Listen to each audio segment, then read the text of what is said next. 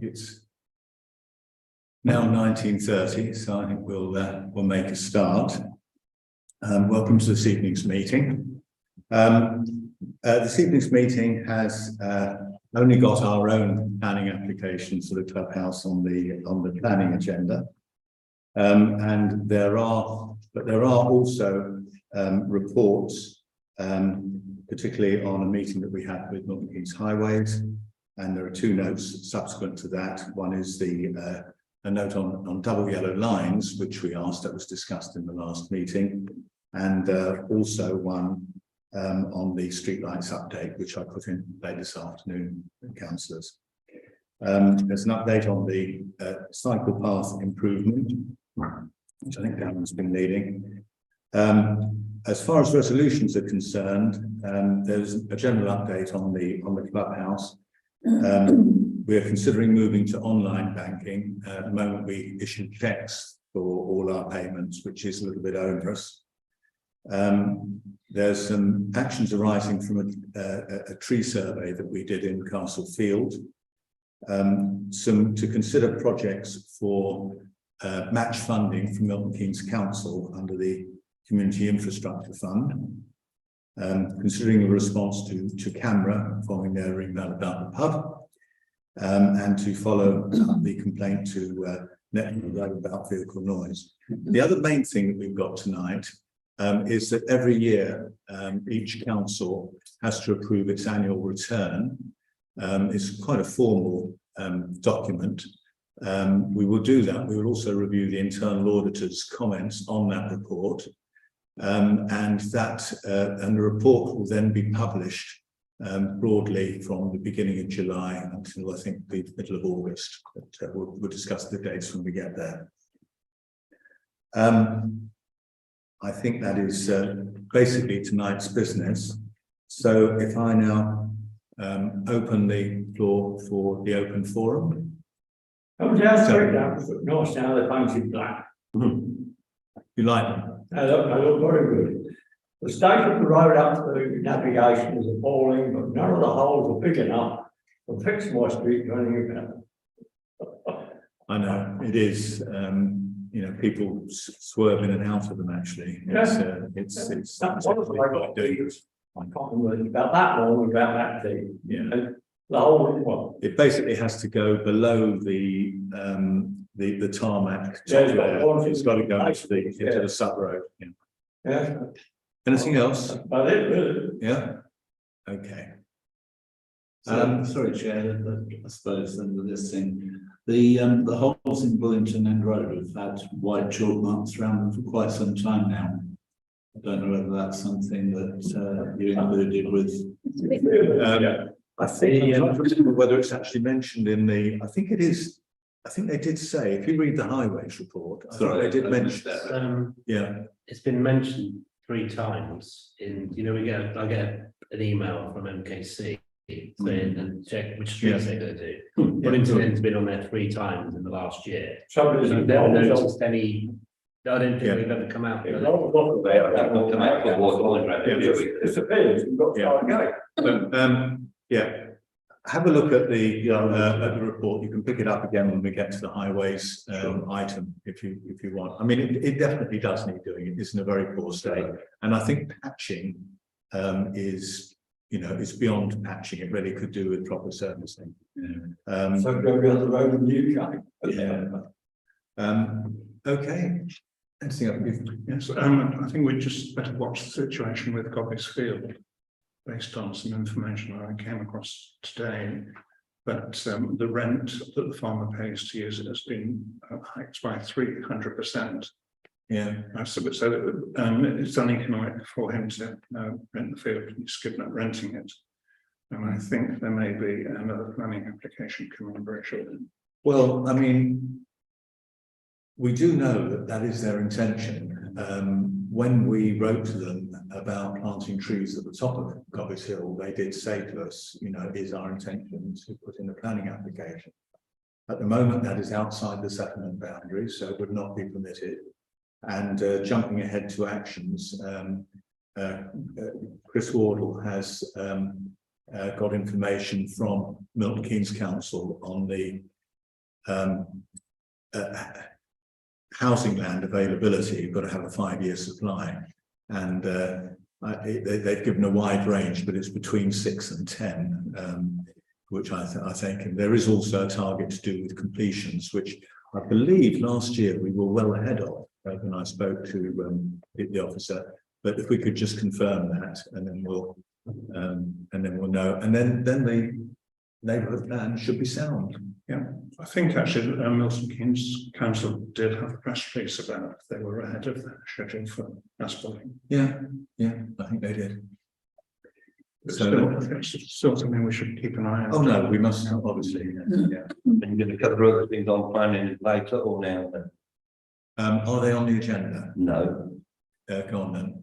Well, reading the Farms Weekly just lately, the government are now considering any rural area are obliged, by the look of the thing that's going to go through government, are obliged to take so much rural social housing or rural housing in the next few years if they think go through the government in the next few months.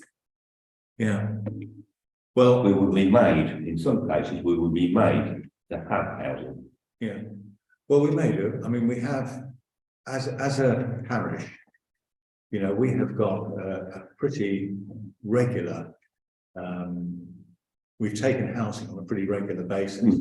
Whether you talk about, you know, Carrington Grove, or you talk about Thrupp Close, Lodge Farm Court, but just consistently going right back, you know, the Chequers, Shepperton and so on. So we've always done that. But we'll have to wait, you know, watch this space. I would say that rural housing is a very distinct category of housing. And it's normally only possible where land is given or sold at a very low rate. It's not the full commercial rate, because otherwise the rural housing. I did look into this quite a few years ago. Actually. Anyway, that's useful to know. Anything else? Can I just raise one thing? Of course we do. Just as a thought, more than anything else. The Parish Council, I think, were supported in reply to a letter they received, I can't remember from who, about alternative energy and alternative energy generation a couple of meetings ago. I mean, probably, Peter, because we are supportive broadly, so long as you don't put a wind turbine right overshadowing the village. And which is the reason I raised this particular time, because it's always seemed to me my backyard backs on the gobbies. Yeah.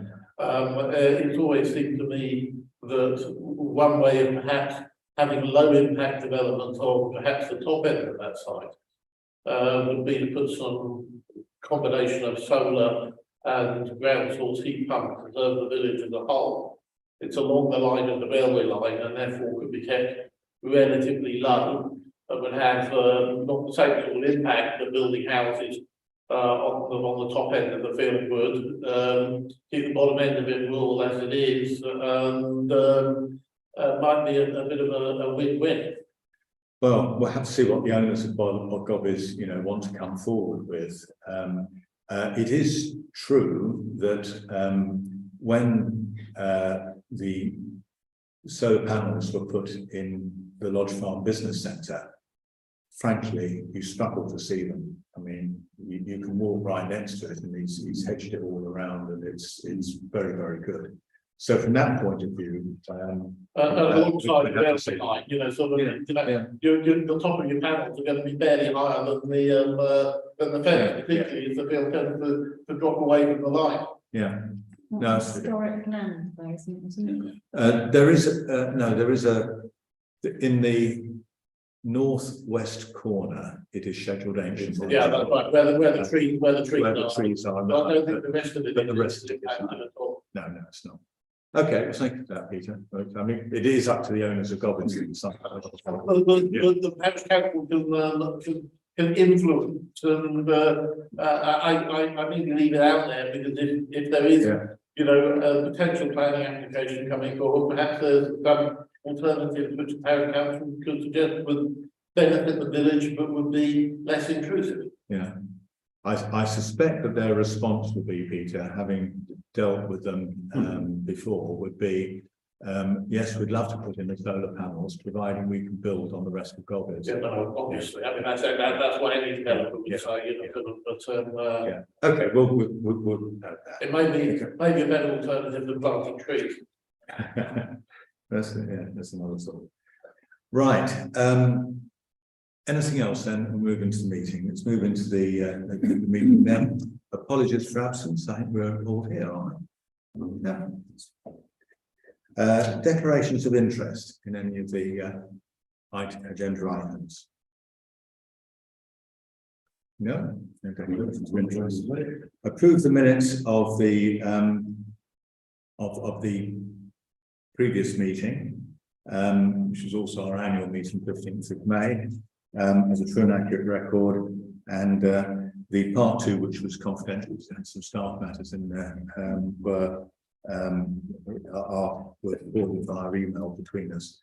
So, are there any matters of fact that need correcting in those minutes? I wasn't there. Yeah. In that case, can I have a proposal, please? Which is Stephen seconded, Russell, and all in favour then. Okay.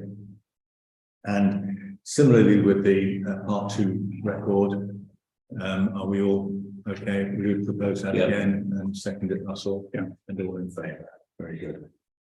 So let's move now on to the reports, the clerk's report, which is quite lengthy. So I think what I'm going to do is just ask. Page 1 has got items 1 to 7, the open actions. Does anyone want to raise any matter on that page, items 1 to 7? Darren, are you getting on with the AED training? Yeah, I'm waiting for a response from Richard. Right. Okay. I haven't removed the doors wherever it is on there. Okay, I'll come to that. Yeah. So yes, it is closed, marked as closed in. So moving on then, so 8 to 19, sorry, is it 19? No, it's not indeed, it's 23. 8 to 23, very quickly. Madam Chair, I'll get on to when I come back from leave, but that won't be until July. Okay. I said it right.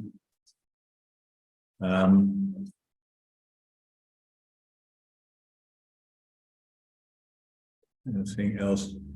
The only other thing I've got is with Dave, I will ring Michael Lever and see if we can have a meet David on that soon. Okay. All right. I did leave a message for him. I have left a message for him, so he does know about it. Right. Can I just then move to 24 to 40? And I note that Steve has sent some, and Jackie have sent emails to Stonewater on item 24. Yeah. Again, they denied any knowledge of being responsible for the swell and the other communal area. And I sent them both the landscape proposal attached to Carrington Road, and also the last email where they said they put it on the landscaping schedule. Yeah. So, yes, I saw. Yes. So hopefully they'll get some progress on them. Yeah. Yeah. I mean, they seem to say it's fallen between two stools. The Snowdon have finished, but it's not quite handed over to the management company. And I'm sure that's. I did ask the resident whether they knew what their management contract consisted of, what they had responsibility for, but they didn't know. Yeah. Okay. I think is that everything on matters arising in the clerk's report? Well, I think there was number 22. Just Number wanted to 22. know what they're doing, because I think there's some cost in that. Yes. So we want to pursue it. And I think, given we've got quite a lot of costs at the moment, I would be inclined to defer that. Is everyone happy with that? This is about Historic England have offered to take part in a video conference to agree the proposal to plant trees in Gobbies Field. To do so would require MKCC to attend, and Jackie has just commented, given that we've got quite a lot of expense at the moment, and that's quite a big expenditure, we might want to defer that until we've seen where we stand at the end of the current process. I think because the lady from Historic England is very responsive, which is unusual. We should write to her and thank her for her interest and tell her. Was that Alex Belisario? No, I think that's why she's very responsive. It was a lady that I'd never heard of before, but she got back very quickly. Okay. So couldn't take All right. Well, we'll set that up. Perhaps we'll keep it running forward and see how we go. Okay. So the next item then is ward councillors' report. So Liam and Chris, is there any news from the Citadel? Well, you might have seen they started delivering the wheelie bins. No, I haven't. So they started delivering the wheelie bins. Well, it's the thing, I've got 3 more doors, September. Yeah, the actual role they start the collecting in September, but they're delivering it now. Castlethorpe aren't getting them at the moment. They've done a first tranche to break them, and place like that, and then over the course of the next few months they'll be delivering, and we find out a week in advance when they go to when they'll be going in. Having a look at the expected deliveries, those of around Friday, really kind of Castlethorpe are expecting to currently receive the delivery sometime between the 20th of August. Right, in August. Yeah. Okay. Wow. And everyone's on holiday. We can do a barricade around the south green. With the bins. Yeah, we can do a barricade with the bins around the south green, and we can tow them up, probably. I do say that probably 90% of the village is absolutely fine, but it's and for 5% they're probably allowed to have it, and there's just 5% in between, where it's just, not good. There was one lady on Facebook who said that she actually wanted the bins. Yeah, that's She right. designated sacks instead, and she had full access and could actually get them and had places to Yeah, keep the bins. that's right. Yeah, she certainly the same one. She complained to me about that. Anything else from the? Yeah, I mean, the council brought full council on the 15th of June, and that going to be voting on the administration council plan. I think there's another motion on the agenda regarding this board may care experience protected characteristics. I don't think it's going to be too controversial in all honesty. Other than that, the last time we spoke, I think everything is up in the air regarding what's happening regarding spokesperson's roles on our side. I've retained my finance resources spokesperson role, and I'm sitting on the same committee as last year, i.e. I'm vice chair of budget and resources and scrutiny, Northern Kings Council, and I'm a member of the audit committee as well. Okay, good. And do you do anything, Liam? I'm now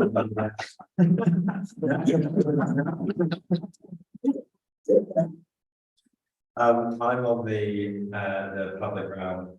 Yeah, which is the new one, which is quite handy. I wanted to be on it because it's on bins and roads and stuff. So. Lauren Townsend is still cabinet she is. member, isn't she? Yeah. So that's my main committee, and then I'm summer planning as well. Okay, very good. Yeah. Anything else for councillors? I don't think it affected anyone on Castlethorpe, but the Ousdale school admissions situation, where there were quite a few students that there weren't enough places. Ousdale put them on an extra class now, so she can resolve that. And literally some of the villages that I think are going right here. So. Particularly in places like Stoke Goldington, where they've been used our catchment, but they've quite out of space this year. So a load of parents started to get a bit worried because they were getting off in places at Stanton Green School, which isn't the easiest to get to in the morning. Particularly given we were getting reports from parents that those who were eligible for home school transport were being offered bus passes, which in a place at Stoke Goldington would know not that many public buses, and nothing that certainly goes straight to Stanton Green was not brilliant in all honesty. Yeah. I've obviously got very out of touch on buses. I thought there was an obligation on local authorities to provide transport, at least to the nearest school, if not.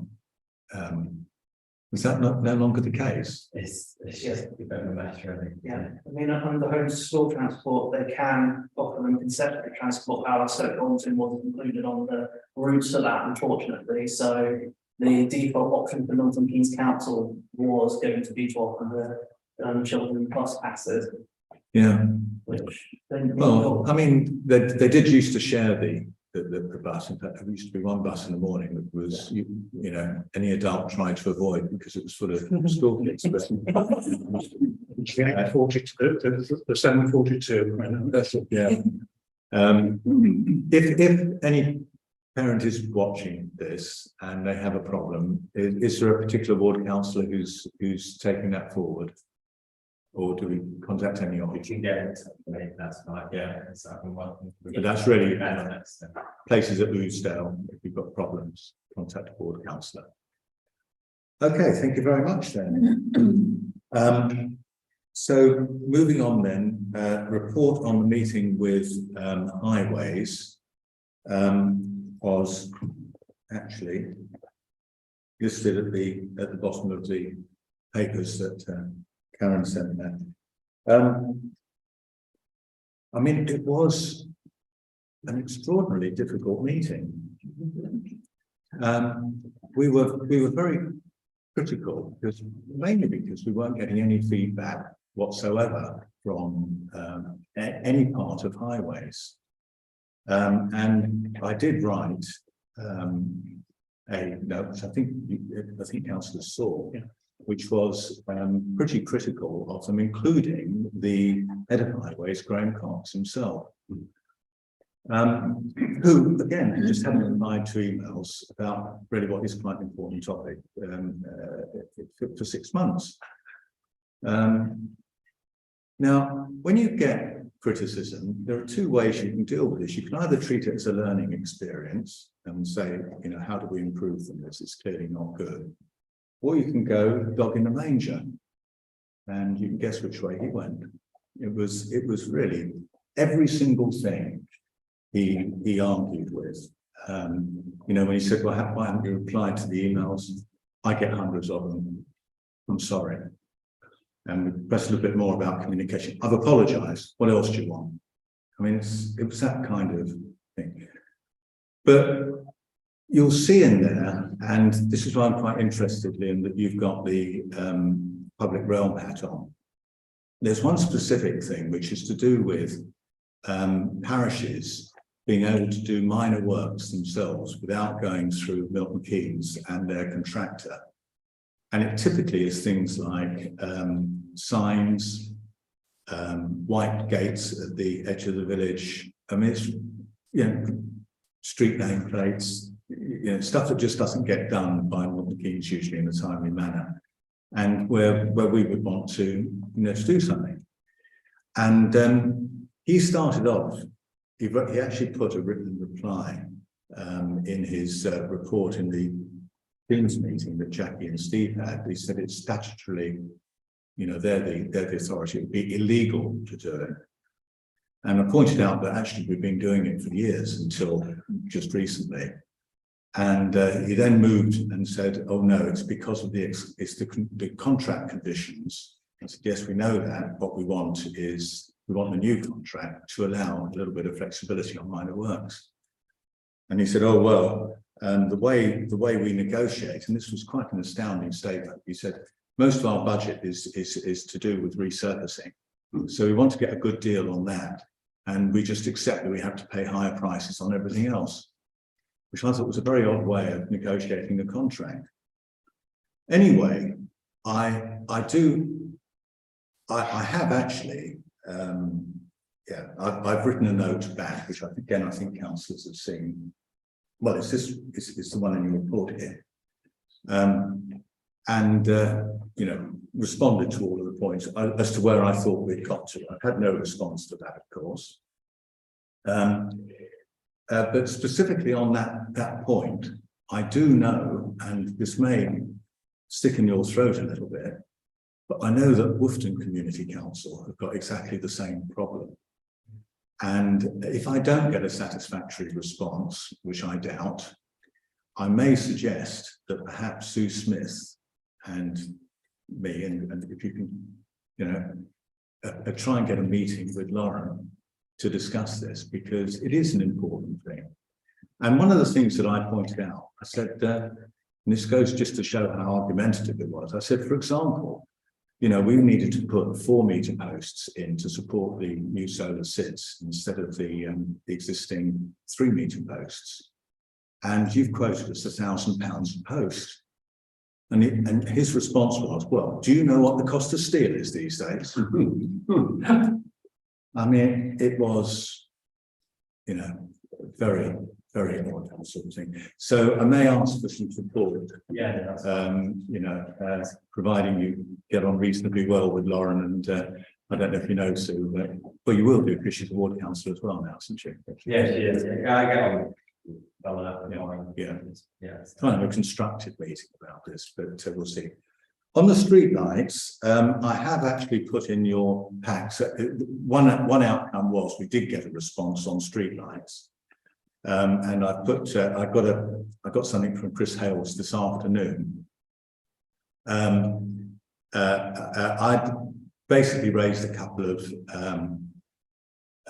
faults with them, a couple of streetlights that haven't got the right scrolled metal work under them on Station Road, and some painting in Thrupp Close, which he says they'll pick up. Basically, they fitted the lanterns on the pole brackets down the parking area in Station Road today, and he's given dates for the other items that are going to be done. So it all looks as if it's going to be done in the next month. So let's hope that will be the case. Can I just ask that they've asked for payment for anything yet? We haven't paid them. No, well, they've not asked for payment, but it's funny that you raised that, because I did say to him that in the light of the appalling lack of management and lack of communication, that they might consider giving us a fairly hefty, because it's a big bill, this is 50,000, giving us a fairly hefty discount on that, and in particular waiving the 19% management fee that they charge. So we'll see how, because that's 10 grand. Yeah, it's worth us having. Yeah, with no management, but we will need to work out how to get that money out of CCLA, because it's in the CCLA account. We've never taken money out of there before, so in theory we know how to do it. It's the CCLA deposit account. Oh, deposit account. Okay, right. Yeah. Okay. Well, I'll let you. But I'll get it. Yeah. Okay, so that's broadly the highways update. If anyone's got any questions on either the note that I wrote for councillors or on the streetlights. Double yellow lines. I raised this just at the end of the meeting, and Jackie has very helpfully written up a file note, which is in your bundle. So basically, what Graham Cox responded that these are resident driven, which I find slightly surprising, but I thought they were normally Highways Authority driven.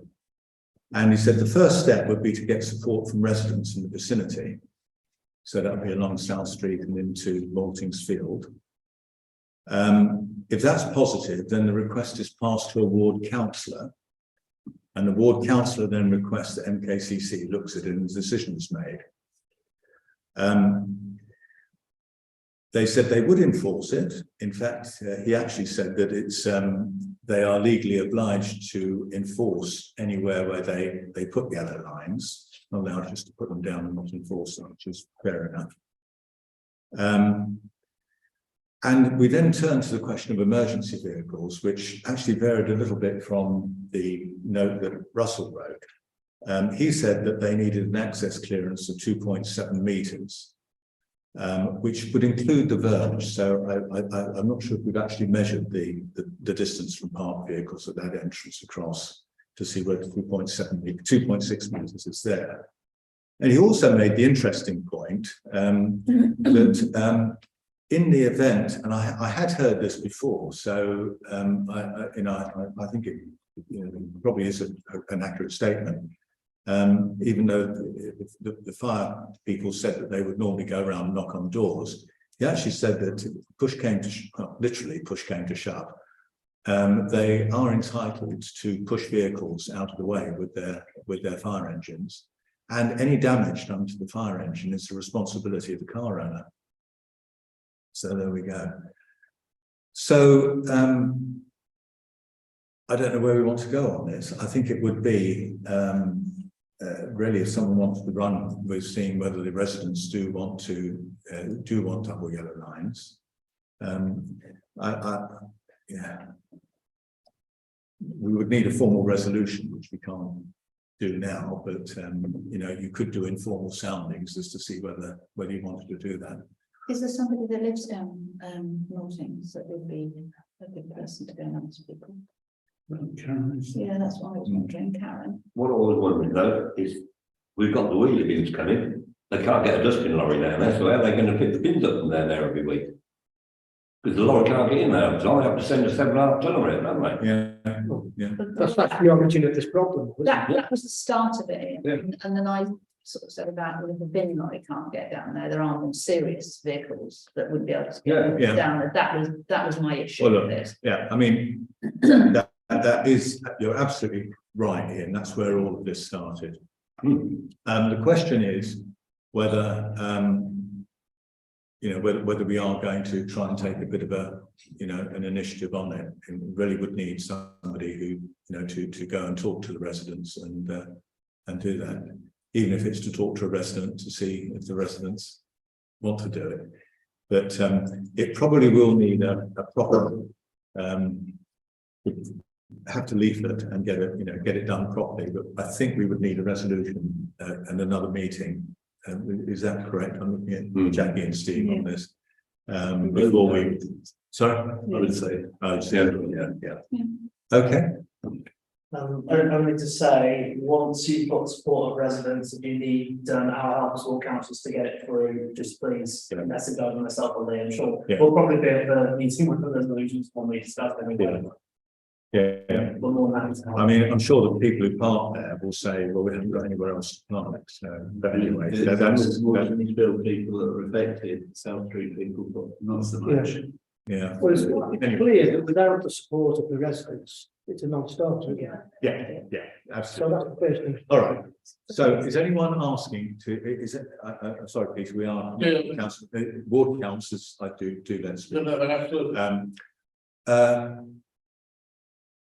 Are you happy to talk to Karen, say about it? Yeah, Just try and gauging Message opinion. Karen and see what she Yeah. thinks. All right, and then if there's a reasonably positive response, we'll put something on the agenda for the July meeting. Okay. Yeah. Right. Next item then is Sustrans initiative on the cycle path. Did you want to say anything about this? Is that you? Steve and I and Jackie attended the meeting, very positive. They want to redevelop from Havisham all the way up and including the farm track all the way to the gate. So it was a very positive meeting. Hopefully if they can get planning, or they are going to submit planning permission, will extend the path to 3 meters wide. So that's going all the way down. Motorway. Yeah, pretty much. Yeah. So it'd be. So when these cyclists all come, they all come in, straight down past by Tyrrell Close, it's straight down that farm track. They're supposed to use the track along the bottom of the field and then on the side. That's what We want to do away with that. Yeah. We want to go straight down Foxcovert Lane and down the track. Obviously, you'll have to cover that with John Hobbs. John Hobbs, my house now. Is it Mike? No, John Hobbs, yeah. Anyway, they're doing that. They're talking, so that's right. they're talking to the still bridges about access through Lodge Farm, business centre. And there's the bridge, we've got the commission up the valley. They've already got that. Yeah, it already goes over the bridge. Yeah. Okay, that's very good. Yeah, Very positive. It's Very very positive. positive. Just got to get the money. Yeah, No, they were confident. Okay, Just one, but if they can, right. if they can get that part done, then the potential is to then obviously go up to Hanslope. Yeah. By Hanslope Park. That'd be interesting. Okay, good. Let's move on then. Moving on to planning applications, does anyone wish to object to the planning application? This is the pavilion at the clubhouse. Okay, so we just note that, yeah.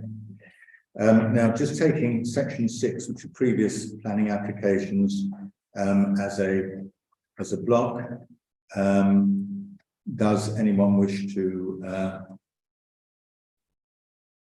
raise anything about any of those?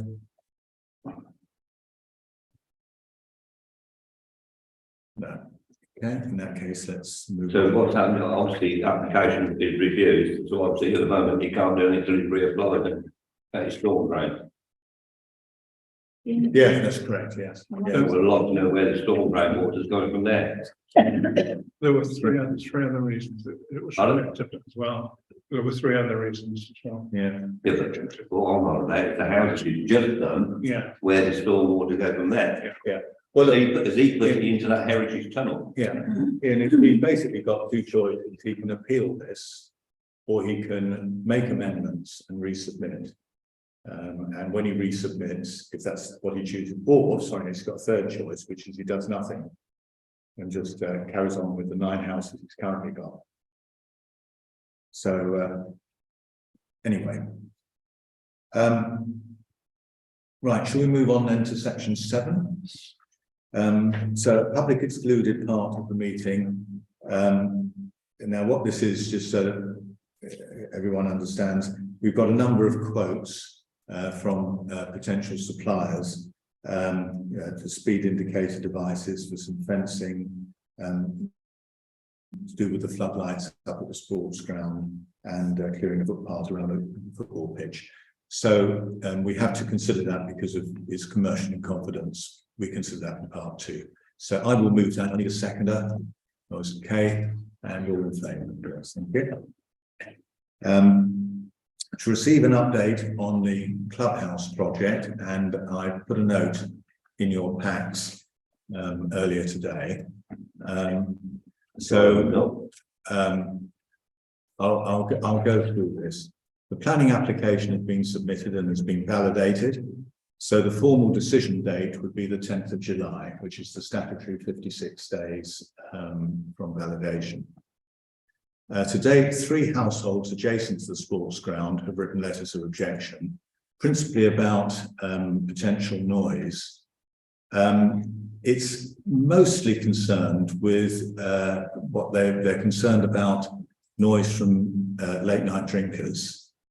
I'm not sure, but there are also others, like, you know, the noise of cars on the gravel and the sound of the gate locking mechanism.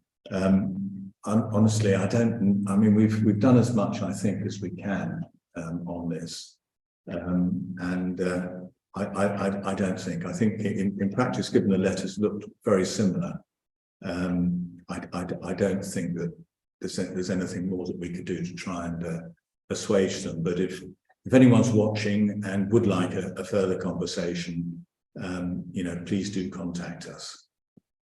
And obviously, if this goes forward, we've still got to discuss how the social club or whatever it is and the way it's run and how many days it's run. Oh, absolutely. What times? Yeah. There's a lot of people, you know, come to me and ask me various things. Yeah. And I said, well, you've got to be a member of a social club.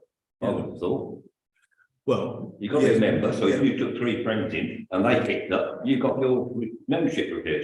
Yeah. As simple as those. Yeah. Like they've done Well, over wicked or doing that. Yeah, I mean, you know, your first point is well, you are quite right, Ian. I mean, it's we have yet to get to the detail of how we're going to, you know, set up committees and so on to run this.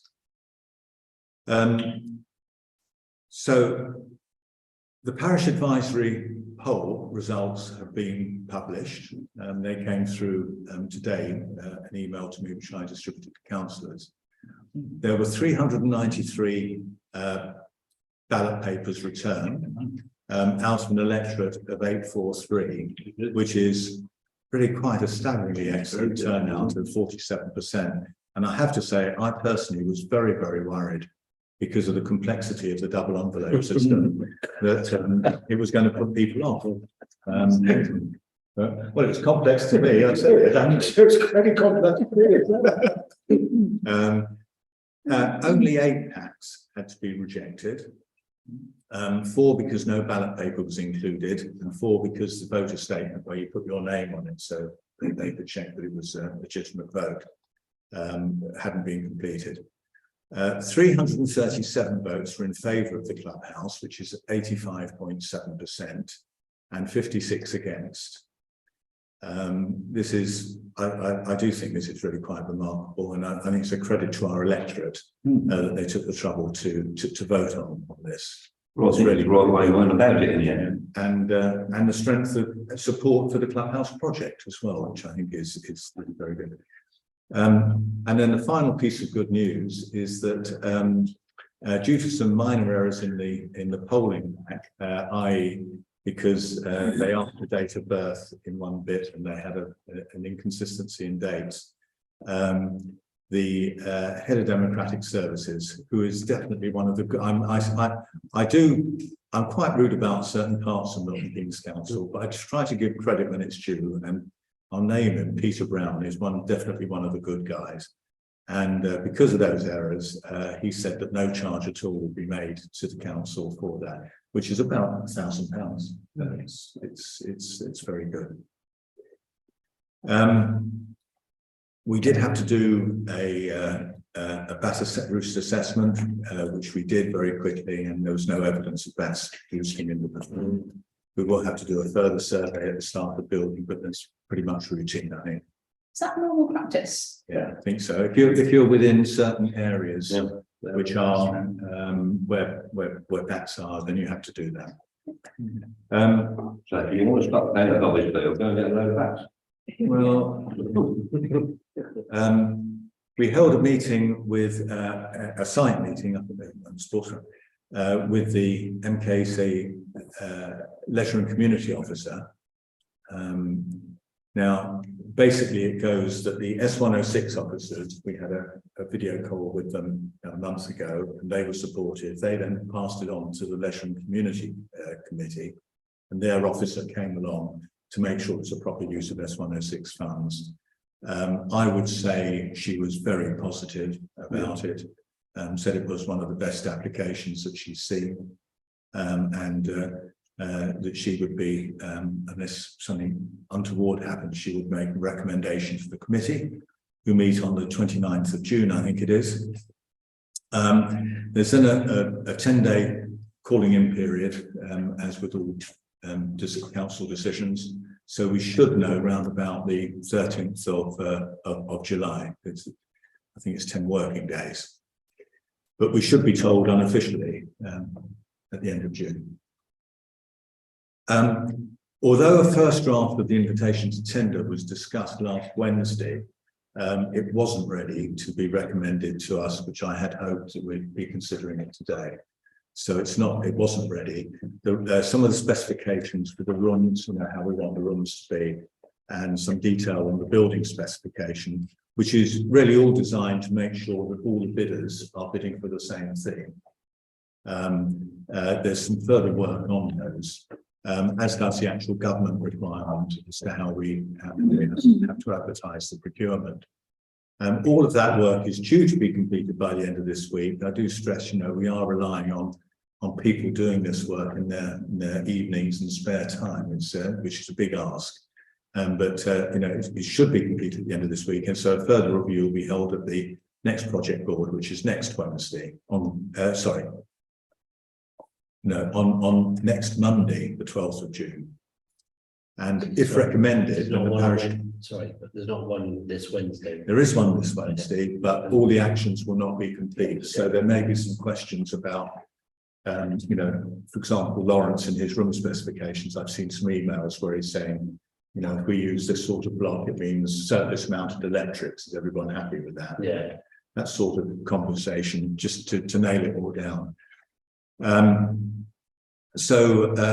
If the project board recommends it, then the parish council will ask to approve it to issue to tenderers, either at an extraordinary meeting, which we may possibly need to have anyway, because there are 2 planning applications that have come in where the consultation period ends before our next scheduled meeting.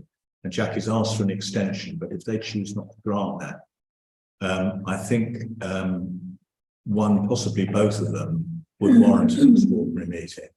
So there probably will have to be one. Although that's, you know, does involve a little bit of delay, in practice, we won't either have planning approval, because that won't be due until 10th of July, nor S106 funding, which is in that same week, for the phase 1, which is phase 1, to remind everybody, is the pavilion being ready for service including the public toilets, for the start of the cricket season in April next year. Funding has mostly been identified from the Parish Council and S106 funds. The estimate for the pavilion in terms of days was 46 days, so the project is still very doable. And then there'll be a second phase, which will be to equip the bar, kitchen and lounge area, and we'll look at that as we go forward and see what money we've got for that. Any questions? Not a question, Chair, nor an observation. I have asked some consultants, so as you know, we get 15 minutes free consultancy about what hoops we need to jump through for the issuing of, you know, IT billings. I doubt very much whether we will actually get all of that done in 15 minutes. And the deal with Melk is that we then pay at a reasonable rate, hourly consultation fees. So I might need to actually commit to a couple of hours extra. Well, you'll have to talk to Jackie about that. It's within her approval level. Yeah. Financial response. Okay. This is just for everybody's knowledge. This is just to make sure that the procurement process is being done according to the legal guidelines that we have to follow. And our standing orders need to be brought up to date. Yeah. Right. If there are any more questions?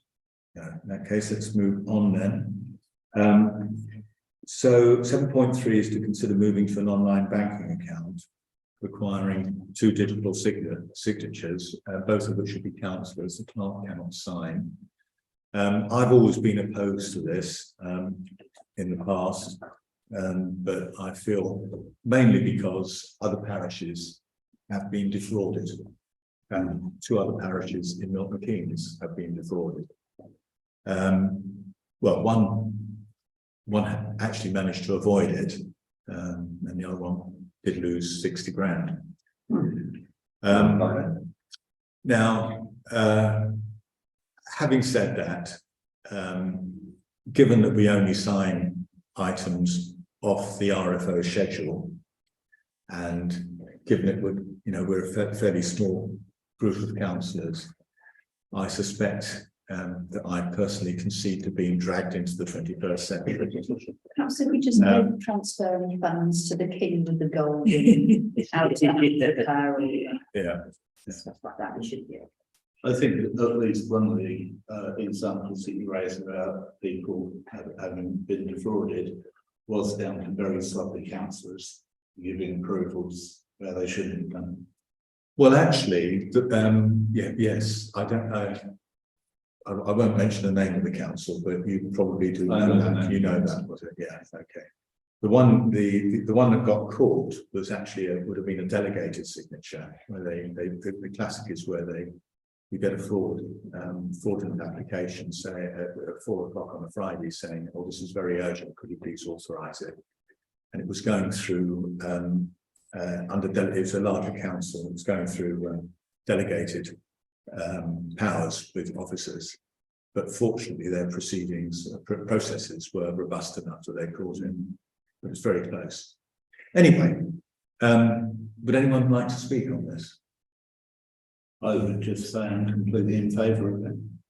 I think provided we don't have an issue having people don't take checks anymore. In fact, I've had to make personal payments and actually claim them back because people won't take checks. So I really do think that we ought to move that way. There are enough other parishes doing it. Yeah. Okay, well, look, everyone seems to be in agreement. I think it's this kind of pseudo financial matter. It might be as wise to have a seconder on this. I think so. So if I propose it, Kay will second, and then all in favour. Not got two people sign. Sorry? Two people have got to be able to sign. Yeah. So what will happen is, it should be that the clerk raises The bill. it, and she then forwards the signature for electronic signature approval to a councillor or to two councillors. And it's only when the two councillors have approved that the payment then goes through. Always check sender's email address. But like you say, working off of the Yeah, payment schedule. Will it always be sending round- same councils? All the income that the parish council receives is actually either bank transfers or credit cards. yeah. Habitual hire and stuff like Yeah. that. Would it be the same councillors? Well, it won't be in. I would think, I mean, we're not all, I say that, Ian is not on emails and electronically, so that's why. It's not that we're ganging up on you. Good on you.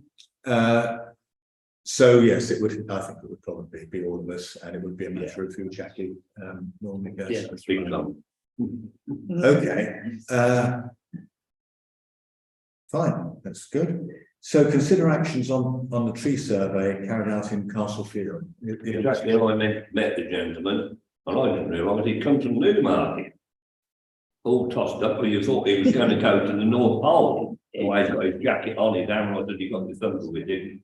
So we walked him up to the top. I can look at the three trees on top of the ground, the trees around the side of the church, the one at the back there. He says it's on private property, and I don't think it is. But the main main concern was those up there. These are the ones on the boundary of Castlethorpe. Yeah. There. Yeah, we asked him, well, it wasn't any more. He's done the three little trees down the side of the sports ground. He's advised on that about watering them. But the main thing here is those four up there need work in the autumn. All stop. Tells you what to do, what state they're in. I would like to pass that to the clerk, and I would like a copy of it, please. You can get a copy. You can have that copy. Well, you've got one of it, or not? Yeah, I think it's on our bundle. I saw it, so you did on your bundle.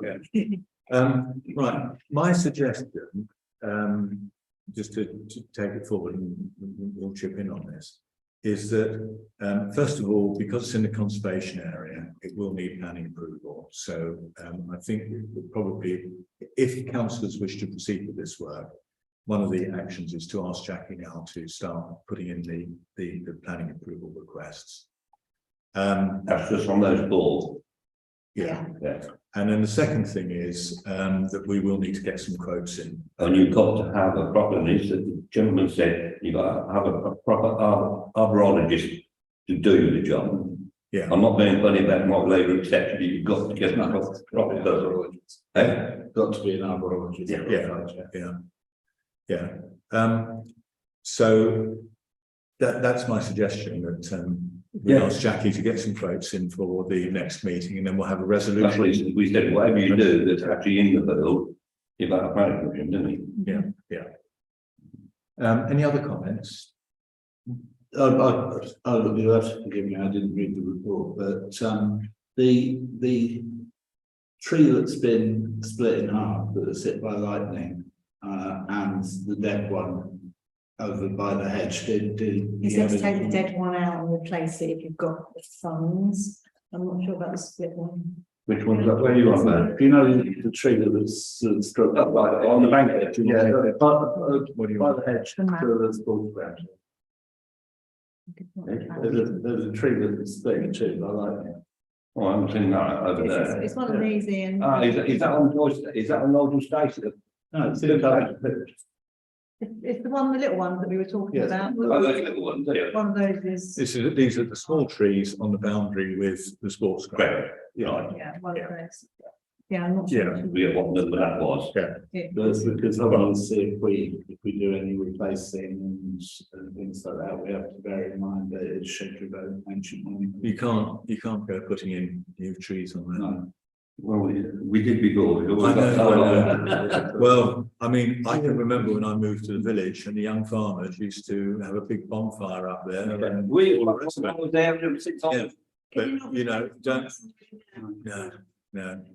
In fact, we had to do this over in the fish ponds and we had to go to a lot of trouble to make sure it was just behind the boundary of the Scheduled Ancient Monument. So I think we take that one out. Honestly, I mean, when we were looking at planting trees, it was along that sports ground boundary that we looked at putting some more in, and Historic England just gave us an outright refusal. This new woman might be a little bit more sympathetic. Yeah. It's probably worth a try to just put our problem too, that we've got dead trees. What are we supposed to do? I mean, we've only deferred this discussion, so when the discussion's held, perhaps we can make a note to include that boundary in it, because there's certainly the capacity to put trees on our own ground up there. But obviously there's a certain cost involved in doing this. I mean, on that tree is a little chestnut tree up there that's split over the fence. Yeah. I shall try and go and nick that off. Would you? Thank you. Yeah. Is that a dead branch? Yeah. It's been there, Yeah. it's really awful. Yeah, right. It does need. That'd be good. Well, you'll have with me tomorrow, so I couldn't go up there and do it. That would be nice because we've got Best Kept Village coming along. Yeah. Which one? That's on the North Street now. North Street, oh, they're very bottom. There were two, right? And the other question, Chair, is I believe we were a little bit cheeky. We did ask them to look at the trees in the churchyard that are kind of adjacent to. Are we sending a report through to the church? I think I can't see any reason. Has anyone got any objections? I think I asked him to look all the way along. He didn't cover the actual tree I wanted him to talk about because he couldn't get to it, he said. Yeah. But the ones he did, it's it's good. Yeah, we see, But look, we used to pollard those every year. Yeah. It wasn't till 10 years ago or so, after then 15 years when Lenny Ray, etc. I stopped pollarding them because I've got other work to do. I mean, it's the church's responsibility, but it's good information for them. Yes. right. So we'll pass it to the church for those on that boundary. We'll raise with Historic England the sports ground boundary, and we'll get quotes and planning permission to attend to the trees next to Castle House, which make sure that. If I ask for November, when you can do it. Okay, sorry, that's I made that as a proposal on this. Is everyone happy with that? Yeah. Good.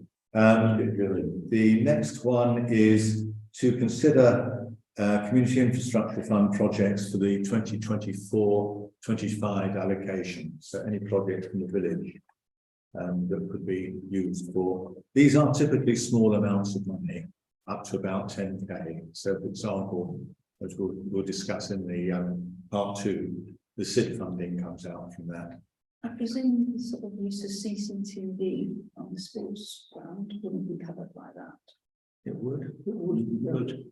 Because after the break-in the other day, it would make sense to sort of put some sort of security. I know they do it at Hanslow, so they have got CCTV there. So we need to tell them. I mean, I think that's an excellent idea. Are there any other suggestions? I mean, replace with floodlights.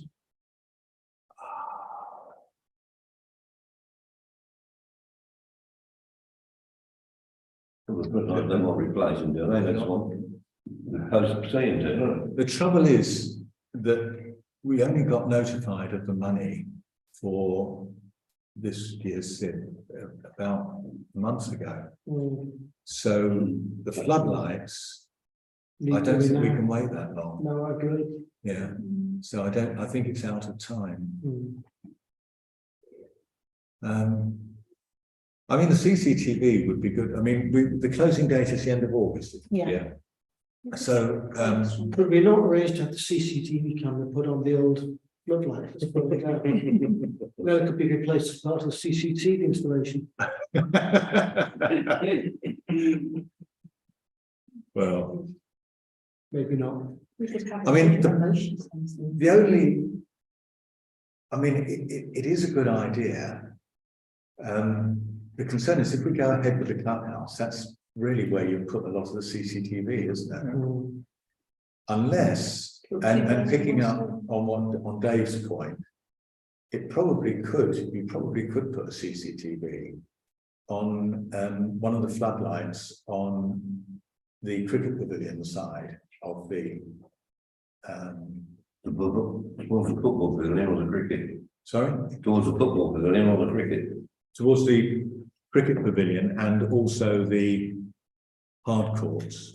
I mean, the hard courts have had some minor abuse. I wouldn't say, I mean, people climbing over the fence and doing that sort of stuff. And we did have a net broken a year or so ago as part of that.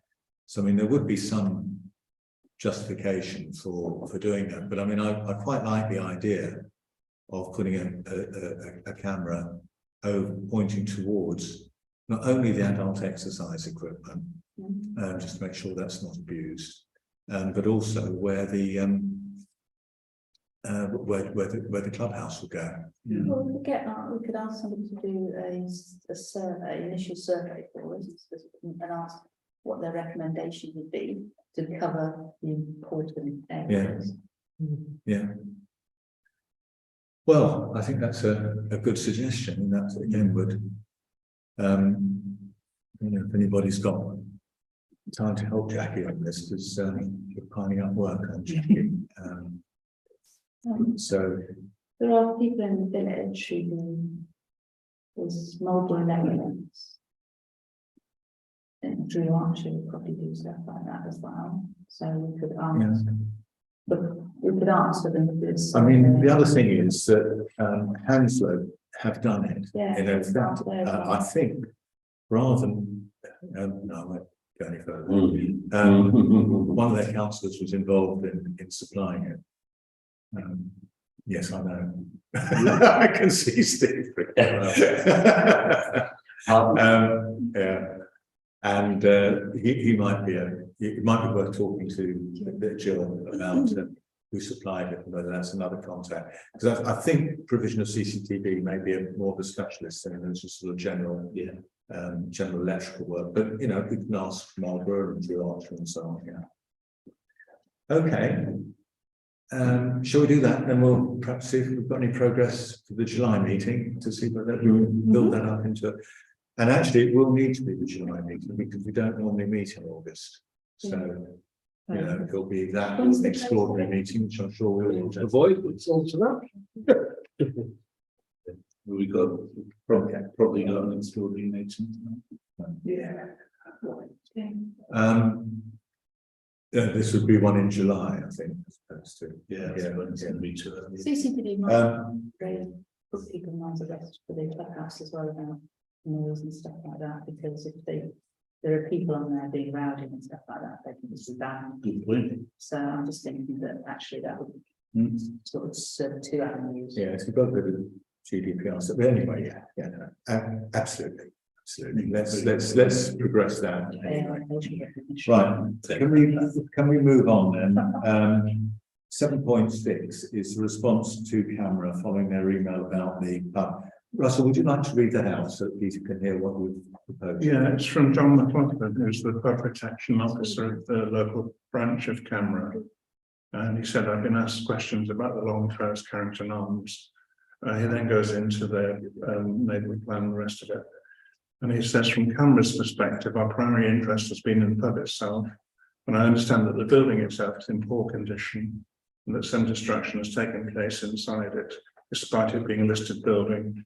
If a planning application was made for change of use to housing, I feel certain Camera would oppose this in favour of sale at an appropriate price to potential publicans.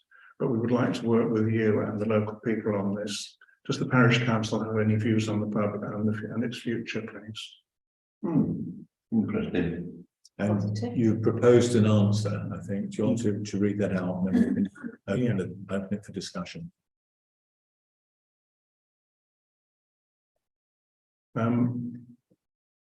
Right, dear Mr. McLaughlin, thank you for your email regarding the Carrington Arms in Castlethorpe.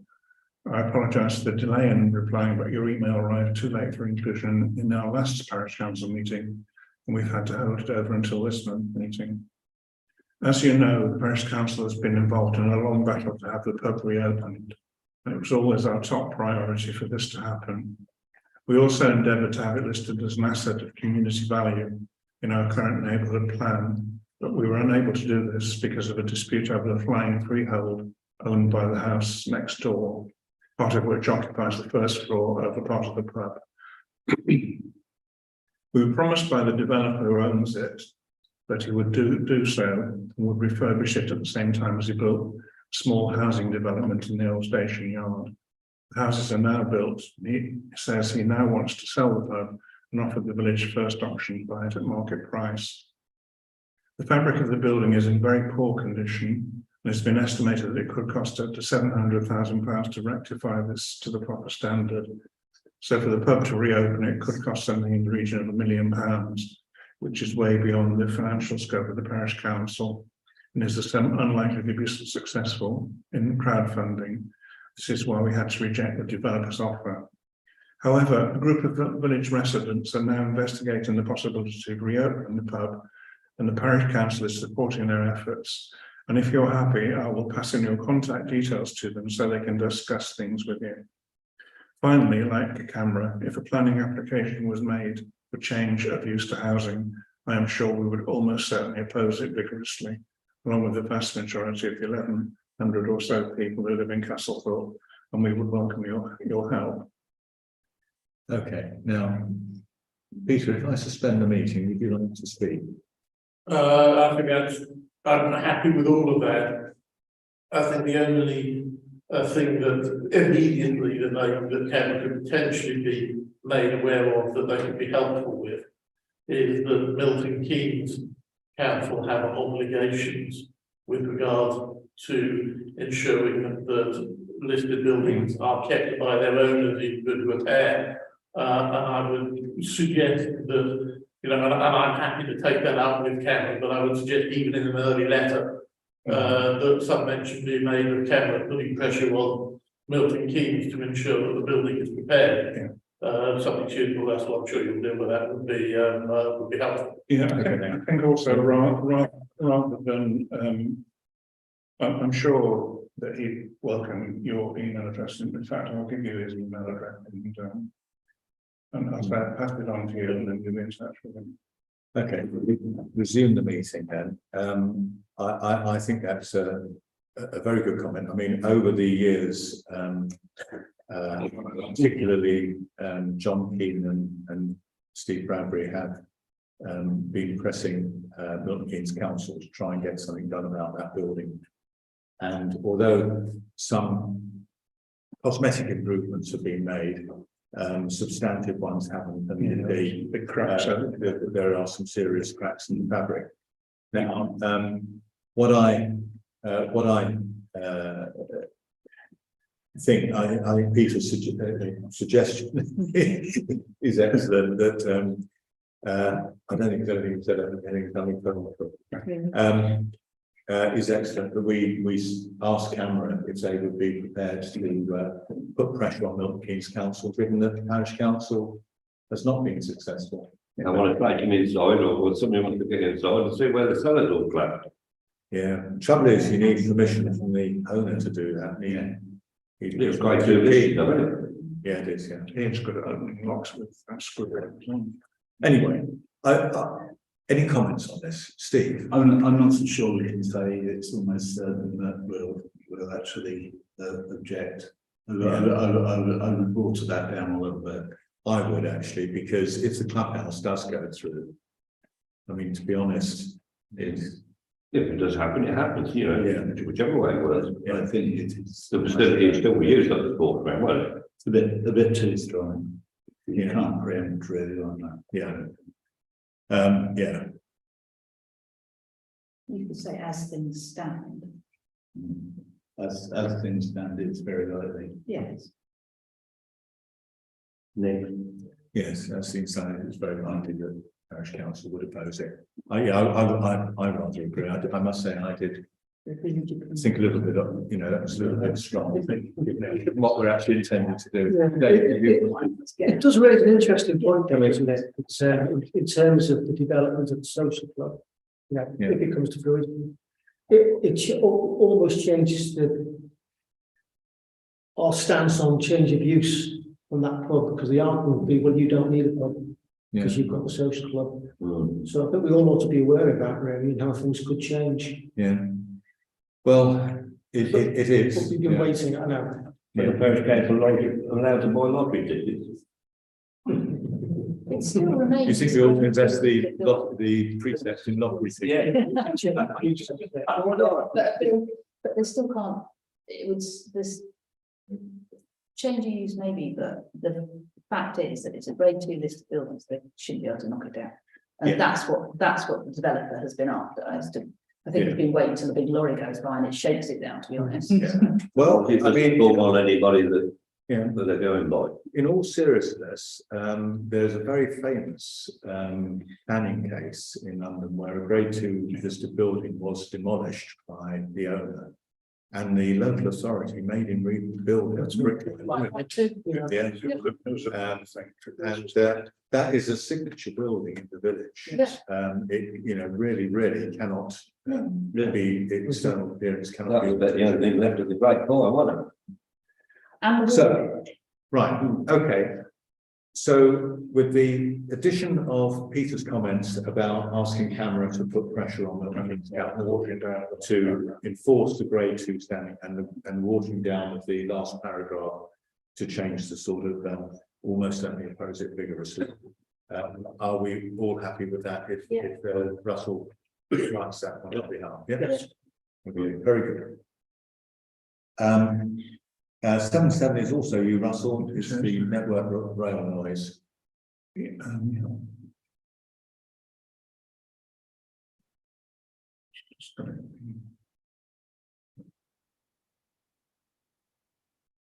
Steve wrote to the chief executive of Network Rail in March because of the noise from the contractors working on every night when they're working. Basically, they have their engines running and the lights, headlights on. Steve wrote asking the chief executive to take some action to stop this, because there's absolutely no reason why they should have their engines running or have their headlights on. And about 30 minutes later, after sending the email, he received a response from somebody in his executive team who said that he was passing it down to the local area community manager. It says correspondence manager here, by the way. Correspondence. Is it correspondence or community? Community would make more. No, that was the man that responded, Jack Giddings, and he said he was passing it on to which is to be community relations manager for the railway. Anyway, nothing happened, and I went out at midnight when the crews were making noise, and I told them about this, and they were unaware of it, and they'd received no warnings from their management about it, and they did apologise, and they did turn the engines off. This happened night after night after night. You can't be expected to go out after midnight. No. Has somebody kept a diary when this happened? Because it's literally. Every time that they're working, the same thing happens. I just think if we wrote it down and gave it evidence, that's all. The thing is, as Simon Hill, it's got Network Rail, have got to have some access through there. Yeah. Nobody's disputing that. Yeah, well, wasn't it wrong then taking their motors down there? Couldn't we sort something out? They had a port cabin the other side of the bridge towards Anslow.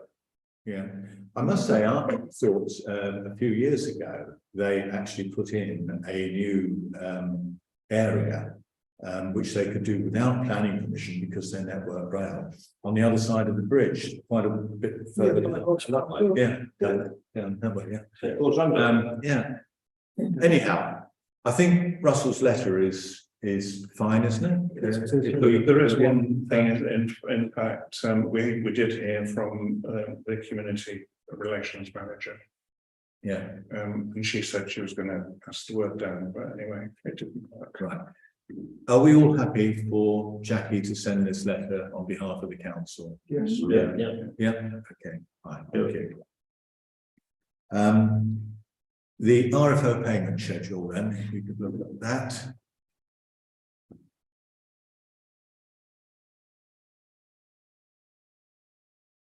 So basically, it's got Jackie's salary, printer costs. The village signs have all been cleaned. Good, nice. Cleaning the bus shelters, which we do. Fire alarm and extinguisher inspection. I was reading it out, but who's watching. Emptying the bat assessment. Emptying the litter bins. Printing the Castlethorpe news. Incidentally, I think it's worth saying, Ro is doing an excellent. She's done an excellent job. Oh, fantastic. It's really good. It was about twice as heavy to deliver this time. Yeah. That was really good. Yeah. Much better than the previous episode.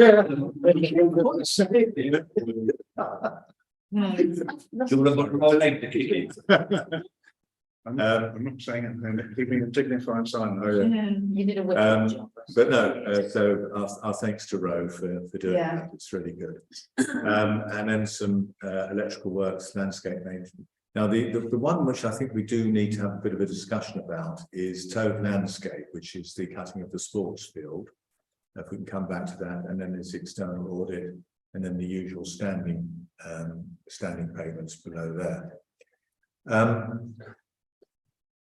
Now, anything else apart from Tove Landscapes? Just a small point, it's internal audit, not external audit. Oh, internal, yes, indeed it is, yes. Yes, the external auditors Oh, don't really do anything, do they? No, but they charge. They charge more, yeah. Right. Can we then talk about this Tove Landscape? Stephen, are you the best person to lead on this? Well, I'm a person. It was Ian's resolution at the last meeting, but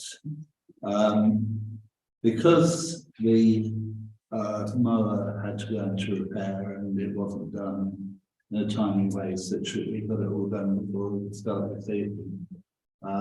We had a problem in actually getting the sports ground cut. And I only did Jordan use our mower, but also so did the sports teams in actually preparing their own pitches. Now we've instructed Jordan to use his own equipment while we were getting ours fixed. I didn't realise that the price was going to go up from £16.50 to £70 per hour. Did you hear that, Ian? No, I'm just reading this. If you listen to Steve, he'll tell you this. Can you repeat that for Ian? Okay, so we instructed Jordan to use his own equipment and said, okay, we'll make the adjustment. Didn't really ask him how much, which was a mistake, but I certainly didn't appreciate it was going to go up from £16.50 to £70 an hour. That was to bring his own stuff over. So Ian actually raised a resolution at the last meeting, which I have to say I agree with, saying that, well, we shouldn't really be charging the sports team £70 an hour to maintain the land. Most of it, which is on the cutting schedule anyway, they do pay for their cuts that side of the path, but they'd be paying an awful lot more. And I did send around an email detailing the difference in cost between the scheduled £16.50 per hour cuts and the as it transpired £70 per hour costs. Now, like I say, we're going to have to pay Jordan. We instructed him to actually do it. And I hold the hand up to not actually be in detail. I think that detail might be in my request to him.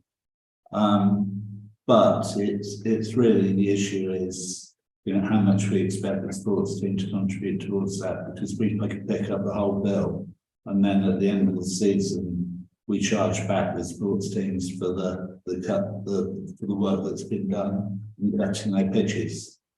And so it's whether we actually charge them back at the full rate, or whether we charge them back at what would have been the normal rate if we'd have had a mower ready for Jordan to use and for them to use as well.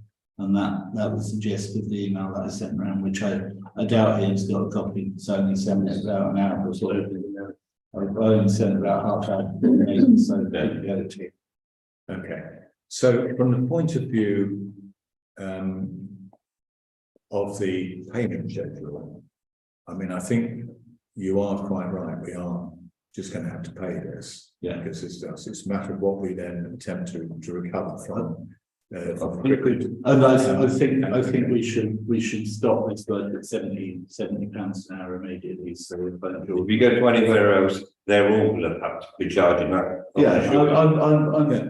the mother should be back this week, shouldn't it? Yeah. Well, it's going to come. Commencing this week, it says it's. I spoke to Tom last Thursday. He had just had the last parts come in on the Wednesday evening. He was hoping to get it done and repaired or put back together by Friday, but it was at a wedding this weekend, and he's hoping to bring it back today or tomorrow. okay. I haven't chased him up because I've had other things I have to motivate to phone people up today. That's a score on the mark. So when it comes back, I think you'll find he'll want more than £16.50 an hour. But I can see where you're coming from, whatever. I think we pay it, and then we sort out with the cricket club a proportion what they That's what Steve's saying. That's what I said. What they would have paid had we have got the mower and used down mower. somebody did it. All right, sorry. Can we let Dave finish? So I mean, I'm not saying this is wrong, but how many cuts is that? That still seems like a lot of money. That is the scheduled number of cuts. Is that the scheduled number of cuts? And you've done that, one That's extra. £70 an hour. Well, now it's £70 an hour, Yeah. but normal services. So this is all it's still at £70 an hour. Yeah, apart from the first one. Okay. Actually, yeah, £16.50. Yeah, I was just trying to work out But in on an hourly rate how that equates to the amount that's on there. Oh, yeah. £70 Yeah. £70 an hour. So that's like 20 hours. It's soon answer. Okay. Yeah. Yeah, I agree. I don't think there's much more we can do. So look, If we'd got the mower up there, right, we would have kept the grass shorter. no. But once he's had to go and pick the grass with a different mower and pick the grass up and take the trimmings off, so there's cancelled 2 cricket matches already. Let's do this in 2 bits. The first is the agenda resolution, which is the approval of the payment schedule. Given what Steve has said, I'm happy to propose that we sign this. I need a seconder on this, which is Darren. All in favour? Okay, right. I think we'll now allow a short supplementary discussion. So it's all resolved there. About what the rate should be. Do we want to discuss that here, or do you want to go and try and negotiate something without having a public discussion on what our position is? But with the sports teams? Yeah. We can do, well, let's have a sports ground committee meeting. Okay. All right. And I think you mentioned that there's actually 2022 payments to be. No, I look back and they had paid. They have paid, okay. They just escaped my notice. Okay, in that case, can we suggest if you can't organise the sports ground committee meeting, then can we delegate Ian and Steve to? I'm going to be away for a big chunk. Jackie, I don't mind. Could Yeah. discuss. Have a discussion. Anyone else available in that period? No. Okay. Yeah. All right. Well, if it's before you go off, When you I'm off on the 18th. yeah, you're off on the 18th. yeah. Oh, Yeah, but organising a meeting before the 18th, given you've got to have 3 clear days and all the rest of it, is very tight, yes. For a sports ground committee meeting. Yeah, and they're very difficult to organise anyway. So if it can't be done formally, then I think Ian and Jackie perhaps will. Yeah, I mean, it's something that won't go away. It's something that we could do. It's just a matter of you know, of when we make the adjustment, when the sports teams actually make the payment for the cuts that they've actually been responsible for. All right, let's move on then to 8.2, approving the or considering the internal auditors report, and there are some interesting comments in there.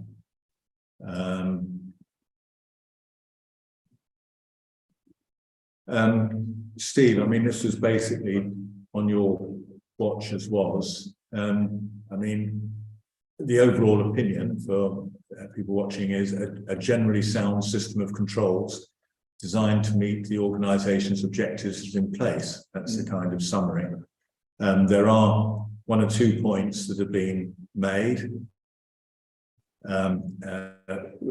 Periodic asset inspection of assets. We need to make some changes to our standing orders to reflect the latest irregular. Well, yeah, we've replaced that in parallel with what we're doing. Yeah, there we go. Reflect prescribed tendering thresholds and so on. Which says some changes in standing orders, which just brings us up to date, which is all good. An investment strategy. I mean, to be honest, once we've got through the streetlights and the clubhouse, there's not going to be a lot left to invest. I'm actually quite surprised that James put that one, because we did actually make that point too and said, right, okay, because James always been quite rightly questioning the CCRA investments. Yeah. Although they are returning a good rate of they're giving us a good rate of return.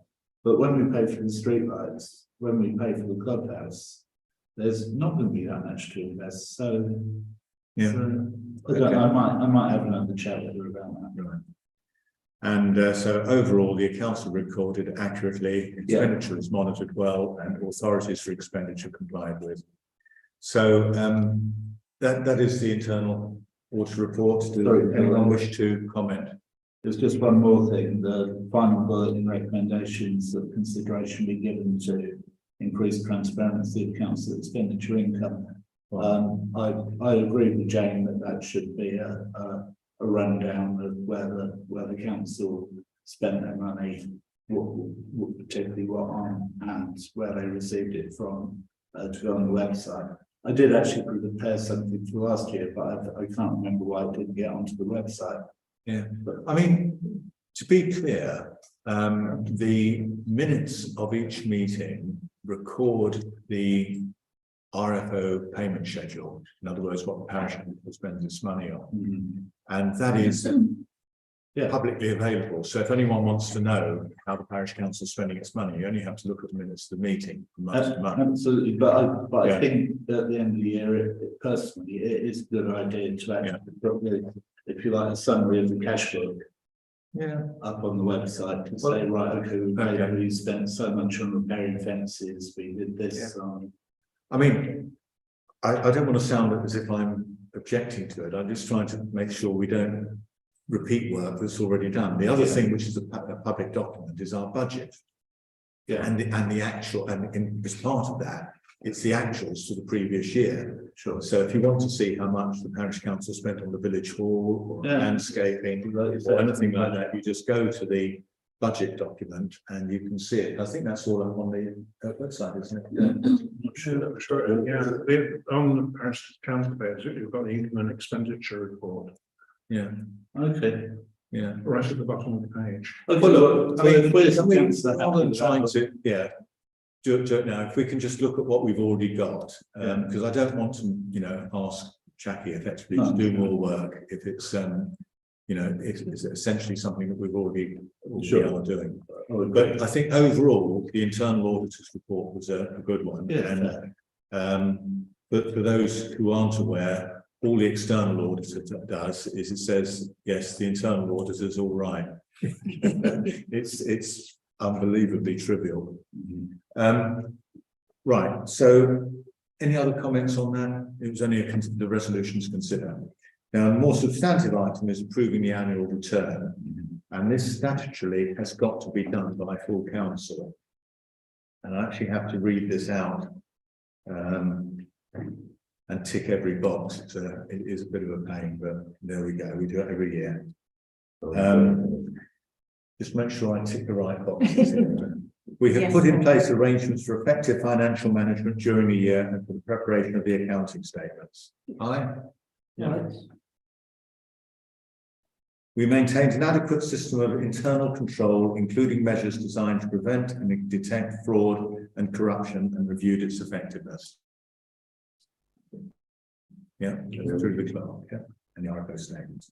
We took all reasonable steps to assure ourselves there are no matters of actual or potential non-compliance with laws, regulations, and proper practices that could have a significant financial effect on the ability of this authority to conduct its business or manage its finances. That's the process that we go through in the RFO reports and so on, which we can do because we're a small parish and we have a relatively small payment schedule, so we can see that. Yeah. And when we sign these checks and so on, we should check them against the RFO schedule rather than just signing the checkbook. Should bring it round. We provided proper opportunity during the year for the exercise of electors' rights in accordance with the regulations. That's basically, we put it on the notice board and we put it up on the website. That's the annual statement. Yeah. If anyone disagrees with any of these, do shout out. We carried out an assessment of the risks facing this authority and took appropriate steps to manage those risks, including the introduction of internal controls or external insurance cover where required. So we have insurance and we look at the various risks that we have, such as the fees today. Yeah. We maintain throughout the year an adequate and effective system of internal audit. Yes, we clearly did. We took appropriate action on all matters raised in reports from internal and external audit. Steve, can you comment on any actions from last year? No, sir. I believe we did put more stuff on the website, Russell, but I can't remember what it was. But I know as a consequence of Jane's comments last year, we did actually put more information up. Okay. We considered whether any litigation liabilities, commitments, events, or transactions could have a financial impact on the authority. And the answer is yes. I mean, not that there are any, but we do look at that. Now, on this number 9, do I sign? Is this yes? This is trust funds, including charitable. No, that's not applicable. That's not applicable. Right. Do we actually have to have a formal vote to approve the signature of it? We should do. Yeah. So I'll propose that we sign the annual return and yeah.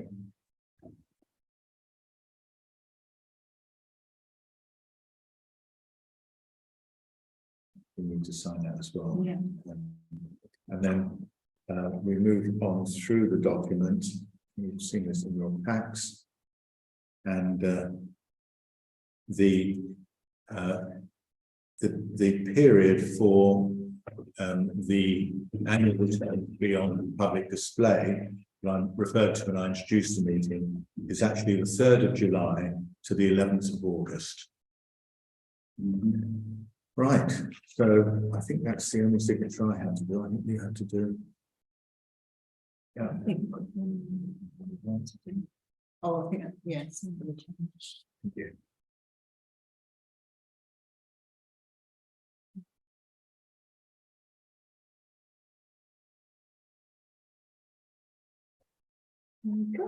Okay.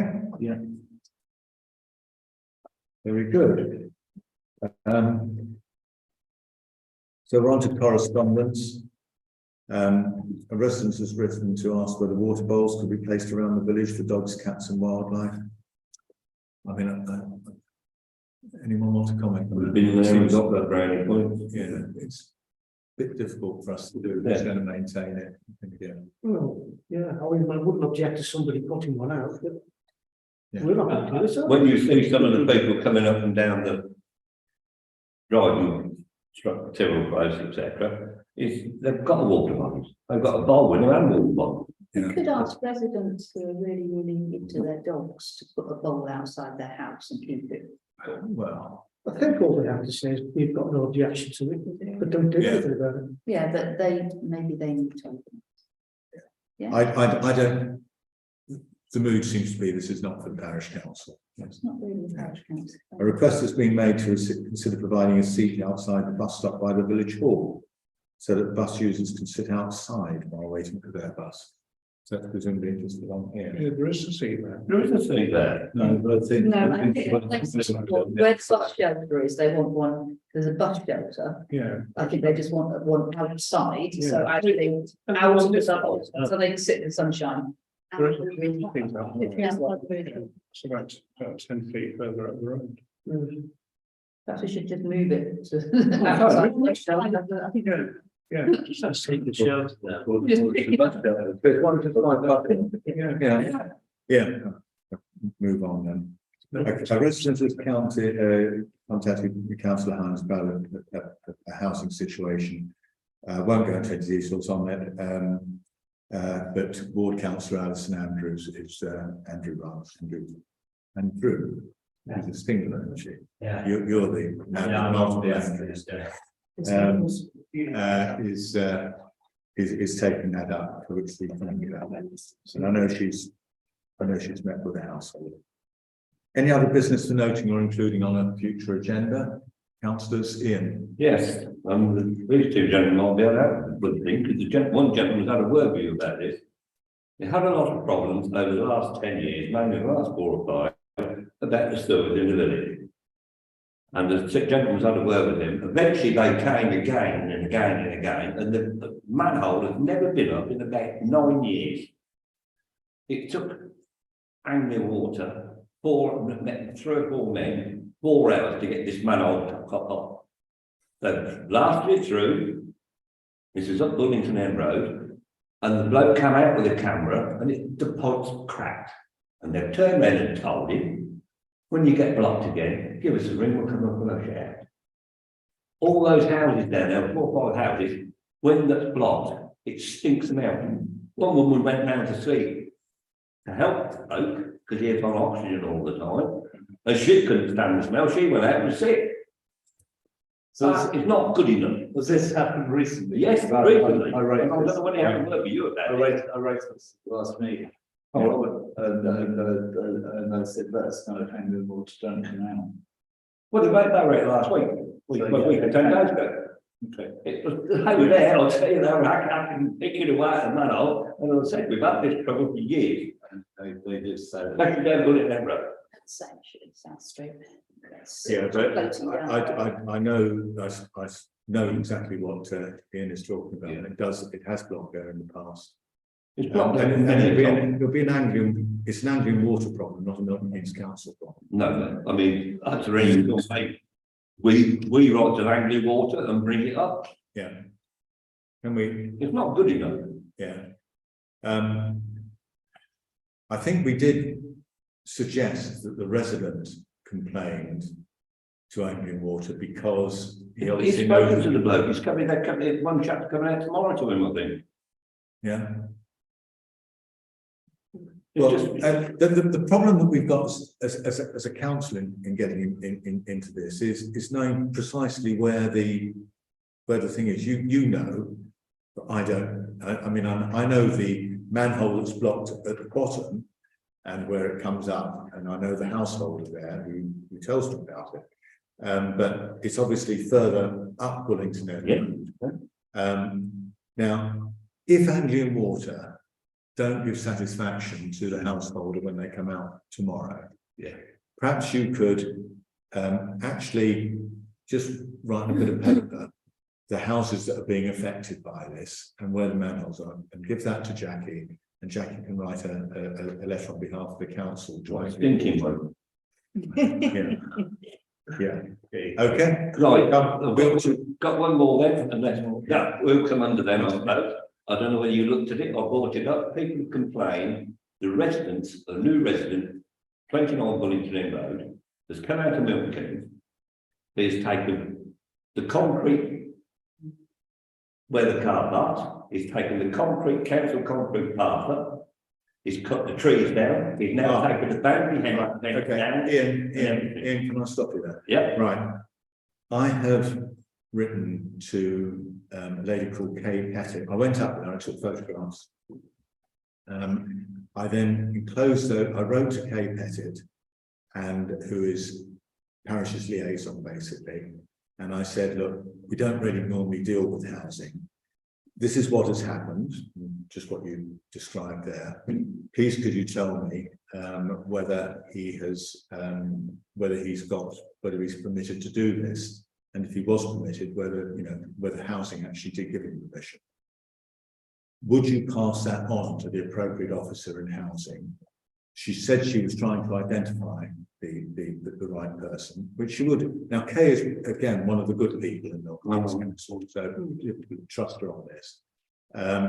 It was, I mean, I think this is only a couple of weeks since we last met, actually, because of the bank holidays.